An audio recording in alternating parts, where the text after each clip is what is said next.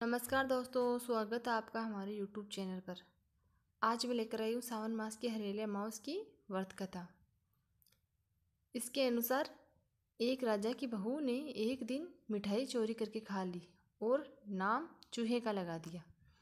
और यह बात जानकर चूहे को क्रोध आया और उसने तय किया कि एक दिन राजा के सामने सच लेकर ही आऊँगा। फिर एक दिन राजा के यहाँ अतिथि पधारे और राजा के ही अतिथि कक्ष में सोए। चूहे ने रानी के वस्त्र ले जाकर अतिथि के पास रख दिए। प्रातःकाल उठकर सभी लोग आपस में बात करने लगे कि छोटी रानी के कपड़े अतिथि के कमरे में मिले। यह बात जब राजा को पता चली तो उस रानी को घर से निकाल दिया। रानी प्रतिदिन संध्या को दिया जलाती और ज्वार बोती और पूजा करके गुड़ धानी का प्रसाद बांटती।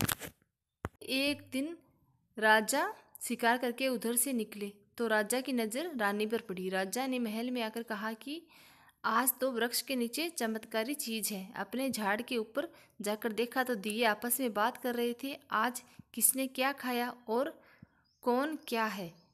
उसमें से एक दिया बोला, आपके मेरे जान पहचान के अलावा कोई नहीं है। आपने तो मेरी पूजा भी नहीं की और भोग भी नहीं लगाया। बाकी के सब दिए बोले, ऐसी क्या बात हुई। तब दिया बोला, मैं राजा के घर का हूँ।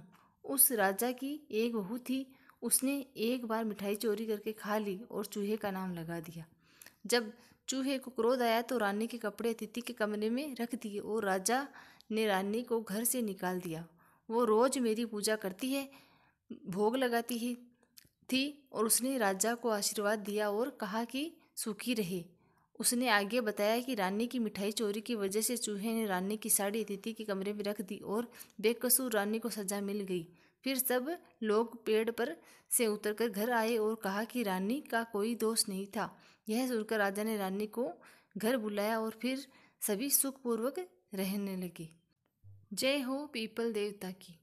अगर आपको हमारी कथा अच्छी लगी तो प्लीज़ लाइक करें, कमेंट करें। मिलते हैं अगली ऐसी किसी वीडियो के साथ। धन्यवाद।